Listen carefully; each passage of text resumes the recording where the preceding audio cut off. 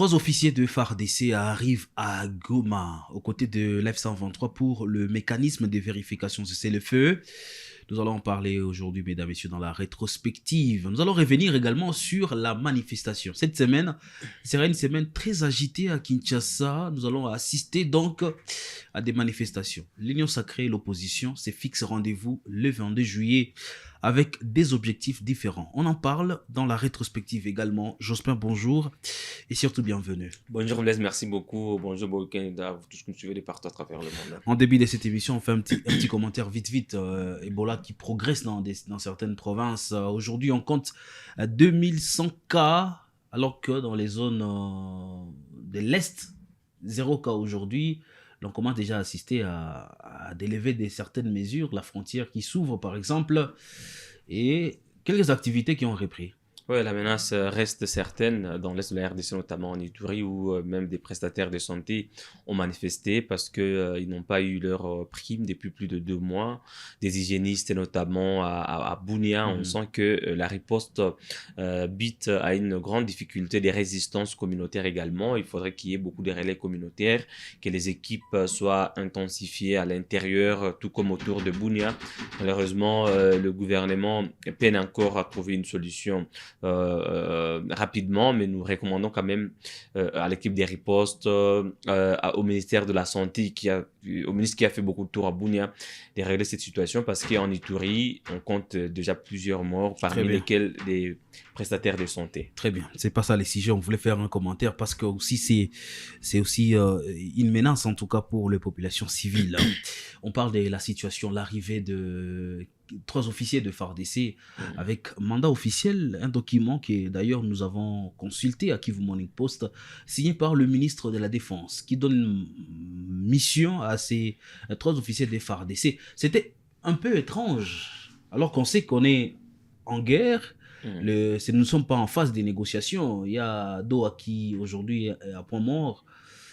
Ça fait un peu de la toile, plutôt du buzz sur la toile. On va éclaircir la situation. Oui, il faut d'abord préciser qu'aucune des parties en conflit n'a décliné le processus de Doha. Jusque-là, nous savons qu'il y a des tensions, bien sûr, parce que sur le terrain, les combats se poursuivent, mais les 2 parties restent résolument engagées sur la voie diplomatique et politique, notamment des discussions de Doha et des Montreux en Suisse, même si ce sont 2 processus qui peinent à trouver une solution durable et définitive au conflit qui oppose Kinshasa à l'F-123, mais quand même, les 2 parties maintiennent ce processus et il y a la MONUSCO qui joue sa partition avec beaucoup d'engagement. C'est pour la 3e fois qu'une délégation de la MONUSCO arrive à Goma, Blaise, comme vous le savez, et la MONUSCO qui fait partie de ces mécanismes-là tient et qui va jouer le rôle logistique.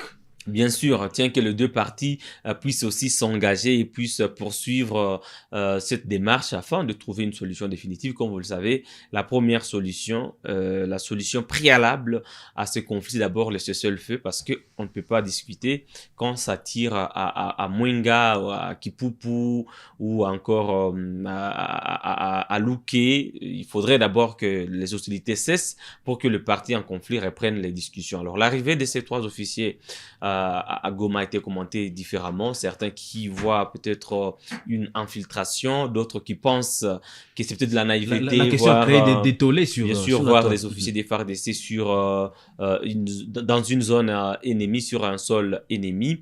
Mais il faut dire quand même que les 2 parties sont en discussion pour parler. Et d'une part, on a la F-123, Kinshasa, la MONUSCO et d'autres observateurs de la sous-région, mais aussi Doha qui garde son œil sur le processus.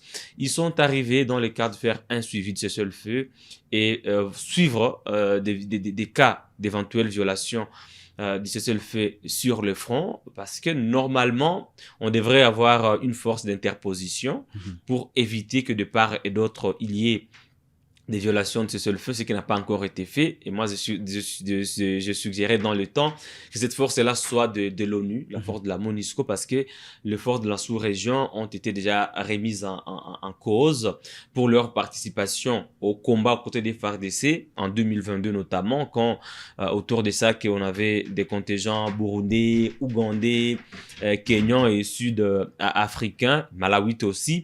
Et on s'est dit que les mêmes contingents qui ont combattu au côté des FARDC ne peuvent pas inspirer confiance la partie AFC M23. Voilà pourquoi moi j'ai plaidé pour la mise en place d'une force d'interposition qui soit de l'ONU, même si au sein de forces de l'ONU aussi, il y a des Sud-Africains, des Malawites et des Tanzaniens, mais quand même il y a des États qui n'ont pas participé à ces conflits dans l'est de la RDC. Et je trouve que la MONUSCO est sur une bonne lancée, veut poursuivre le suivi du cessez-le-feu sur le terrain, même si la réalité est tout autre, parce que les combats se poursuivent dans le haut plateau de Minembwe, et il y a la menace qui se rapproche de Fizi centre, de Baraka.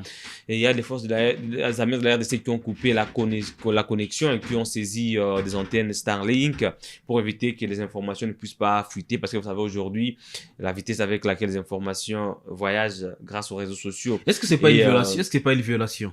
Et incontournable. Priver à la population la connexion, c'est pas une violation? C'est une violation, mais c'est une zone de guerre, c'est une zone de conflit. Il y a toujours eu des mesures exceptionnelles en temps de conflit, mais je pense que la population de Baraka, de Fizi, les humanitaires notamment, ont besoin de cette connexion Internet ou du réseau de télécommunication pour pouvoir communiquer les cas de maladie, d'urgence qui peuvent être évacués, par exemple, à Uvira ou à Bukavu. C'est très important pour les humanitaires.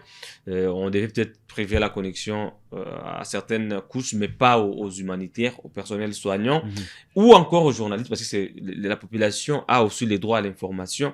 Ceux qui sont à Goma, à Kinshasa, à Lubumbashi ont le droit de savoir ce qui se passe à Baraka, à Fizi. On ne voudrait pas qu'on se réveille un jour, qu'on apprenne que Fizi est déjà entre les mains de l'F-123 sans que on ne sache comment les faits se sont déroulés, le développement de tout. On voudrait être au parfum de ce qui se passe là-bas.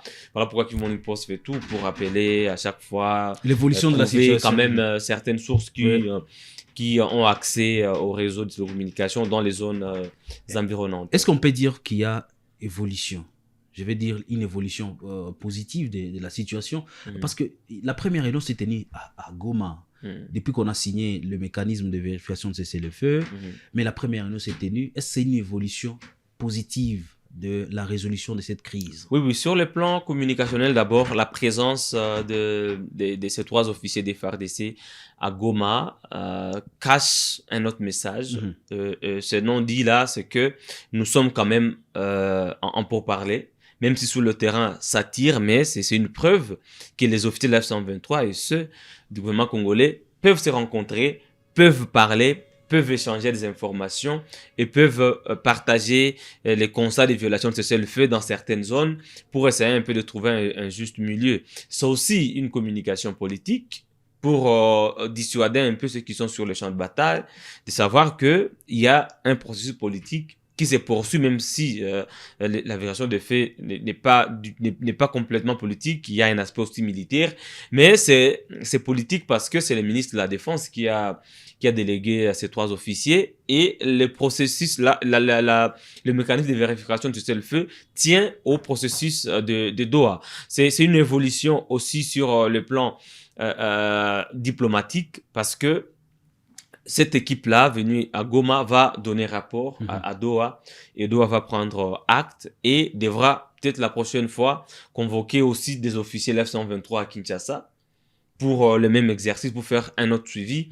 Et cela fera que la confiance puisse renaître entre les 2 parties, parce que ce qui fait défaut aujourd'hui à ce processus politique, c'est le manque de confiance.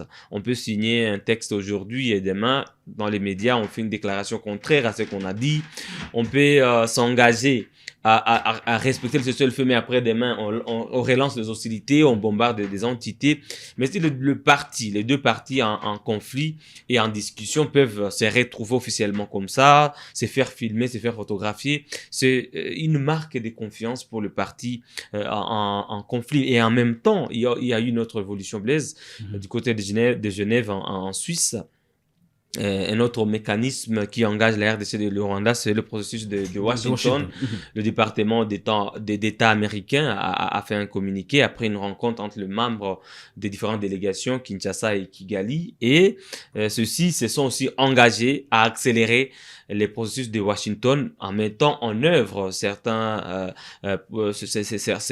conventions, notamment la neutralisation des FDLR et le désengagement des troupes ou la levée des mesures défensives du Rwanda. Et les deux parties se sont engagées à échanger des informations sur les différentes évolutions sur le terrain concernant la neutralisation des FDLR et le désengagement des troupes. Parce que comme vous le savez, ce qui bloque aussi cet autre processus qui est très capital à l'évolution du processus de Doha, c'est manque aussi de confiance entre les deux parties. Pour Kigali, Kinshasa collabore avec les FDLR. Ils sont ensemble sur les fronts contre la F-123 et ils continuent à commettre des abus et des exactions.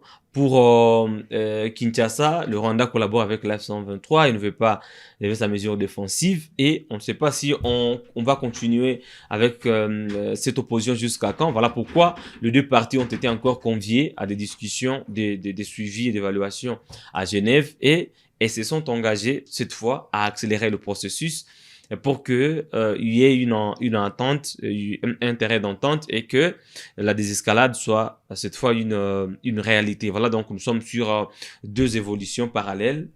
À Doha, il y a une évolution sur le terrain avec l'équipe de suivi du mécanisme de cessez-le-feu sur le terrain qui implique cette fois des officiers des forces armées de la RDC pour dire que ce n'est pas une initiative de la seule MONUSCO comme les deux précédentes comme le deux précédents voyages sur Goma. Cette fois, il y a des officiers des FARDC pour accélérer ou mettre en place de la confiance. Et à Genève, il y a cette autre évolution qui intervient après des déclarations hostiles de part et d'autre. Vous aviez suivi d'ailleurs sur le même canal. Sur France 24, RFI, d'abord Olivier Ndoungiré, qui est ministre des Affaires étrangères, les accusations entre qui vient accuser, bien sûr, Kinshasa de ne pas respecter ses engagements, de ne pas neutraliser les FARDC. Mouya qui est venu aussi répondre. C'était une escalade verbale, mais après voilà, il y a le département d'État américain qui a réuni les deux parties et on sent que le communiqué rassure. Reste maintenant à savoir ce qui va suivre sur le terrain parce que ça fait déjà beaucoup de temps que les populations de la RDC attendent qu'il y ait cette fumée blanche. On espère peut-être qu'à travers les deux processus parallèles, il y aura une issue favorable. À l'Est, on a des espoirs sur le processus de paix. À l'Ouest, c'est une autre réalité. Il y a cette guerre entre l'Union sacrée et l'opposition. Le 22 juillet, l'Union sacrée appelle à une manifestation. L'opposition également avait déjà fixé une marche vers le palais de la nation pour tout simplement remettre le mémorandum à Félix-Antoine Tshisekedi. Est-ce qu'il y aura confrontation le 22 au regard de ce qui se passe? Bon, je compte d'abord par rappeler que les droits à manifester, le droit à la manifestation, il est garanti à tous les Congolais par la Constitution. Que ce soit les Congolais, l'opposition, la majorité, ils ont tous le droit de manifester pour faire entendre leur voix sur une question d'intérêt public comme la Constitution. La crainte de l'opinion. Mais le problème, c'est que c'est l'opposition qui a commencé à annoncer cette date. D'abord, qui avait reporté sa manifestation qui était prévue le 8. Qui était prévu le 8 juillet parce qu'il y avait des pourparlers avec le président burundais Evariste Ndayishimiye, président de l'Union africaine, parce que à Bujumbura, au Burundi, les opposants étaient clairs. Ils ont demandé à Ndayishimiye de Tshisekedi de surseoir son projet de changement de la Constitution. Sinon, il faut continuer avec des actions de grande envergure. Et après, ils ont annoncé une date. Il y a le gouvernement qui a pris acte, le gouvernement provincial également de Kinshasa, qui a même communiqué à ce sujet, qui a promis de soutenir la manifestation, de l'encadrer pour qu'il n'y ait pas de dégâts, de permettre à ses opposants de faire entendre leur voix, de s'exprimer librement comme des Congolais, comme c'est de leur droit, tel que garanti par la Constitution. Mais je ne sais pas pourquoi après, André Mbata, avec le président de l'Union Sacrée, a préféré aussi manifester la même date. Est-ce qu'il n'y aura pas des échauffourées? Est-ce qu'il n'y aura pas de heurts entre les deux partis? Est-ce qu'il n'y aura pas de dégâts? Voilà pourquoi l'UDPS, avec Augustin Kabouya, ne voulait pas que la manifestation se fasse le même jour, mais il y a des divergences à l'interne. Connaissant les deux partis, connaissant la façon d'agir de l'Union Sacrée, connaissant ce qu'on a vu quand il y avait manifestation de l'opposition, il y a eu beaucoup de blessés. Tous vont manifester dans une même ville. D'ailleurs, Mbata a appelé même le militant de province, de la force du progrès, de province aussi de manifester, même dans la diaspora. L'opinion se pose la question. Au regard des évidences, est-ce qu'il y aura confrontation entre les deux partis? Oui, c'est possible qu'il y ait des confrontations, mais comme la manifestation de l'opposition sera encadrée par la police, je ne redoute pas des dégâts. Parce que bon, je sais que parfois les jeunes de la Force du Progrès peuvent défier la police, on le sent, parfois ils collaborent. Et je pense que comme cette manifestation sera encadrée, il y a les risques qu'il y ait des échauffourées est pour moi minime, parce qu'ils peuvent se partager des axes. Comment vous les uns peut-être vers Tchangou, les autres vers la commune de la Gombe. Ça, c'est une possibilité. C'est une possibilité qui est cela. Mais ma crainte, c'est que la manifestation de l'Union Sacrée, c'est une contre-manifestation. C'est une réponse, c'est une riposte à la manifestation de la C64 qui vise à demander au président Félix Tshisekedi de mettre fin à son projet de changement de la Constitution, qui, selon l'opposition, envisagerait un 3e mandat pour le président, mais aussi pour exiger la démission du président, selon Denis Sanga, qui n'est pas un tabou, qui est constitutionnel, parce que le président n'a pas respecté la Constitution sur laquelle il a prêté serment. Par conséquent, il devrait démissionner. Ça, selon l'opposition. Pour l'Union Sacrée, une telle demande, c'est un coup d'État institutionnel. Donc, aller manifester devant le Palais de la Nation, qui est le bureau officiel du président, c'est une tentative de coup d'État institutionnel. Et pour l'Union Sacrée, il y a risque de répression. Pour l'Union Sacrée, bien sûr, pour l'Union Sacrée, ses opposants sont financés ou collaborent avec l'F-123. Il faudrait maintenant que l'Union Sacrée et ses militants viennent empêcher aux opposants de manifester devant le Palais de la Nation. Et cela ferait déjà appel à des échauffourées. Je pose ma dernière question. L'Union Sacrée joue à quoi? À une diversion? Non, moi je vous parle d'une contre-manifestation. C'est-à-dire que l'Union Sacrée voudrait que la manifestation de l'opposition soit un échec, ne puisse pas réussir. Et c'est ça ma crainte, qu'il y ait des échauffourées ou des affrontements. Parce que si Mbata tient à empêcher la tenue de cette manifestation devant le Palais de la Nation, c'est-à-dire qu'il va faire usage de la force. Et l'usage de la force va faire appel à des affrontements. J'espère très bien que la police va devoir gérer cela. Et il est encore temps pour Mbata d'abandonner ses projets.